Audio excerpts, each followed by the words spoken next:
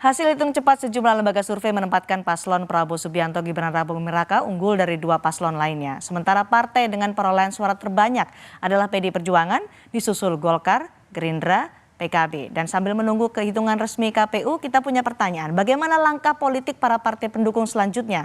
Akan menjadi koalisi atau siap menjadi oposisi? Kita masih bersama dengan Mustafa Narawardaya, Jubir Timnas Anies Mohaimin, Mbak Putri Komarudin, Jubir TKN Prabowo Gibran, dan Pak Karania Dharma Saputra, Deputi Kanal Media TPN Ganjar Mahfud. Jadi kalau kita bicara soal hasil Pilpres, Pileg meskipun saat ini masih dalam hitungan sementara soal hitung cepat, Koalisi Indonesia Maju kemarin sudah diisyaratkan oleh Prabowo Subianto bahwa akan merangkul semua unsur, mengajak berkolaborasi. Ini artinya seperti yang dilakukan oleh Jokowi saat ini, seluruh partai politik dirangkul. Oposisi sangat minim. Kalau kita melihat saat ini posisi hanya PKS ya di parlemen. Apakah seperti itu yang diambil langkahnya oleh Prabowo Subianto? Ya, kalau Pak Prabowo kan seperti yang disampaikan kemarin pada saat pidatonya, memang semangatnya sudah semangat rekonsiliasi. Karena beliau sangat yakin untuk pemerintahan yang efektif itu butuh semua stakeholder yang ada di parlemen tentunya untuk bisa mendukung, memberikan masukan dan evaluasi supaya program-program yang sekarang beliau jadikan visi misi itu bisa berjalan. Jadi kalau kita lihat efektivitas dari pemerintahannya Pak Jokowi selama 10 tahun ini dikarenakan memang dukungan di parlemennya itu sangat kuat gitu. Hanya ada satu atau dua kemarin oposisi pada saat Demokrat masih jadi oposisi. Ya. Jadi banyak undang-undang yang produktif diselesaikannya secara relatif tanpa dinamika. Terus anggaran untuk berbagai program pemerintah itu bisa disahkan di DPR secara cepat dan akhirnya bisa sampai ke masyarakat dengan lebih efektif lagi dan targeted tentunya. Jadi tentu karena kemarin Pak Prabowo sudah mengajak Paslon 01 dan 03 untuk bergabung, kita akan melihatlah responnya sebenarnya dari partai pengusung 01 dan 03 ini yang sebenarnya juga sekarang masih bersama. Ada di pemerintahannya Pak Jokowi. Kalau kita lihat kan menteri-menterinya masih ada di kabinet Pak Jokowi pada hari ini. Kalau komunikasi ya tentu para ketua umum itu selalu berkomunikasi. Ketua umum saya juga pasti berkomunikasi dengan ketua umum partai-partai yang ada di luar koalisi 02. Jadi kita lihatlah dinamika sampai dengan nanti pelantikan di bulan Oktober 2024 ini.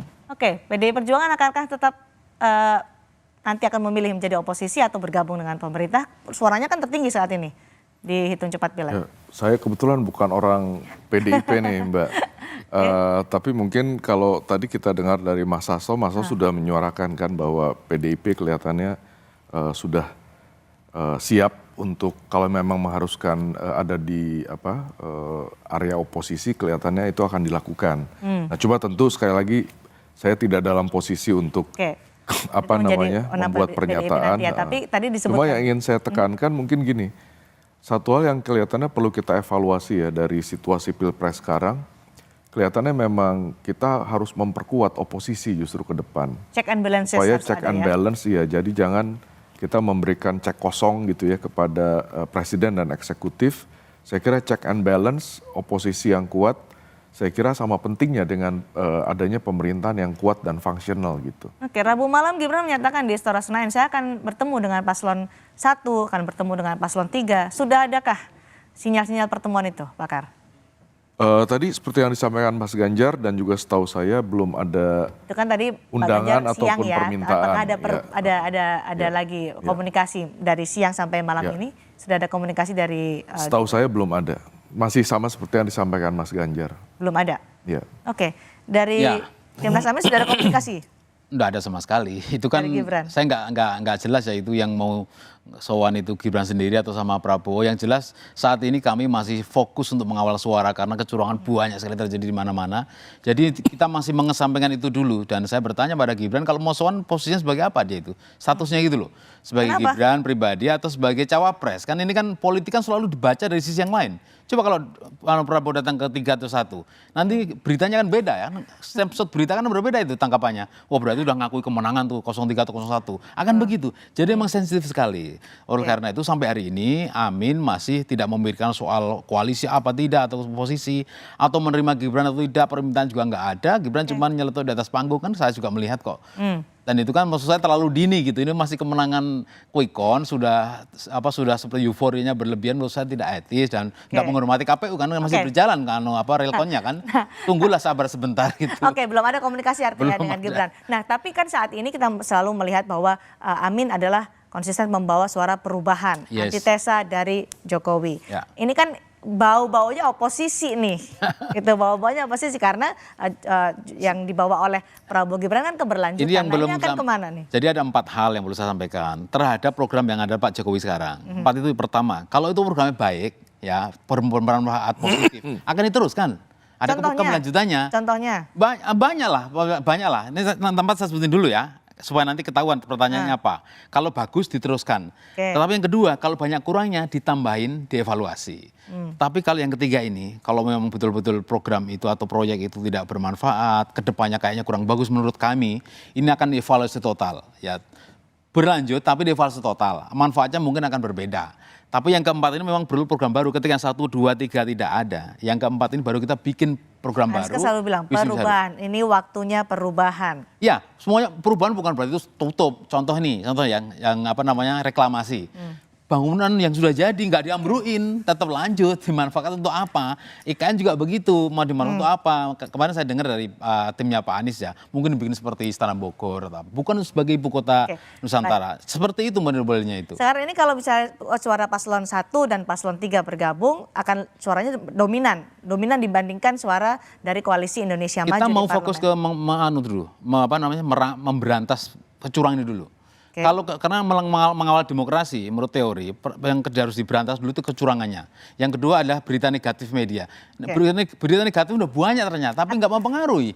Jadi nanti yang soal soal kecurangan kita berantas dulu, membangun demokrasi yang marwahnya tinggi, baru kita ngomong soal merger atau partai-partainya menunggu dipinang karena ini kan mendapatkan kotel efek dari Anies. Nasdem juga suaranya naik, PKB kemudian juga suaranya naik, PKS juga meskipun sama tidak sekali kok saya nggak lihat ke arah sana rapat-rapat Timnas Amin itu nggak ada istilahnya nunggu nggak ada.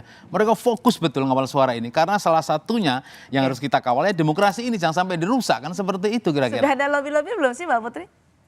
Ya, kalau komunikasi kan memang dari awal masa kampanye pasti selalu terjalin ya. Karena para elit partai politik ini tentu ingin menjaga juga kondusivitas dari pemilu kita.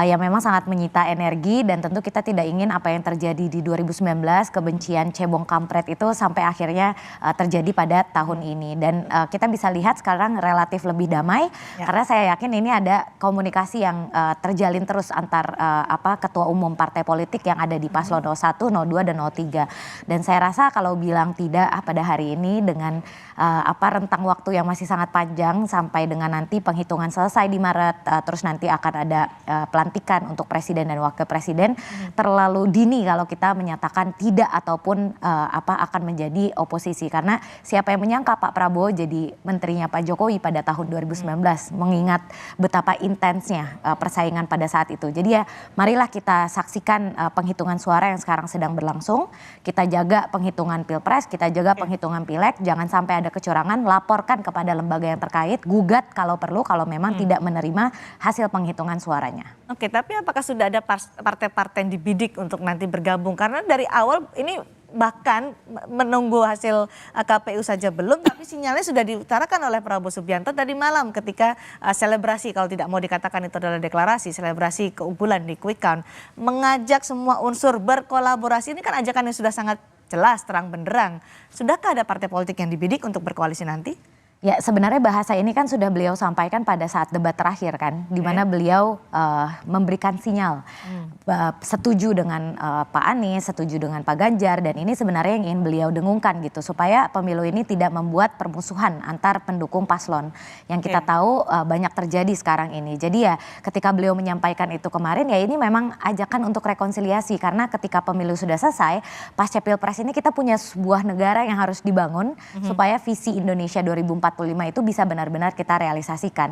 Jadi itu aja sebenarnya intensinya Pak Prabowo kemarin pada saat berpidato. Oke, partai-partai di TPN Ganjar Mahfud sudahkah berbicara untuk merancang-rancang bagaimana arah politik selanjutnya pasca pemilu 2024 ini? Oh enggak, saya kira sama seperti teman dari 01, kami sedang fokus untuk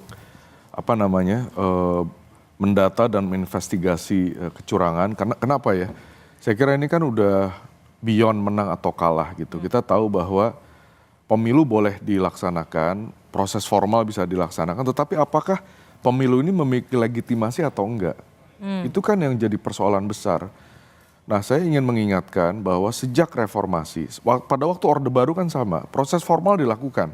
Kita punya regular election every 5 years. Tapi at that time, saya kira pemilu itu dirasakan tidak legitimate oleh mayoritas masyarakat karena prosesnya dipaksakan. Pemenang sudah ditentukan sebelum pemilunya dilaksanakan. Setelah reformasi, ini yang saya kira catatan penting. Setelah reformasi dengan berbagai dinamika pemilu yang ada, semua pemilu kita legitimate. Masyarakat pada akhirnya bisa menerima. Nah, itu saya kira menjadi tantangan terbesar pada pemilu presiden kita kali ini. Apakah pilpres kali ini bisa legitimate atau enggak? Nah, itu yang saya kira menjadi tantangan berat dan karena itulah saya kira niat dari kami di 03, kami ingin betul-betul menginvestigasi, mendata semua laporan-laporan kecurangan dan kejanggalan pemilu yang begitu luar biasa. Tujuannya adalah satu, kita ingin memiliki pemilu bukan hanya selesai secara formal, tetapi dia memiliki legitimasi. Sehingga pemerintahan yang nanti berjalan itu adalah pemerintahan yang legitimate. Baik, meskipun ajakan untuk merangkul semua unsur sudah diutarakan oleh Prabowo Subianto, tapi sebenarnya masih fokus pada hasil pemilu 2024.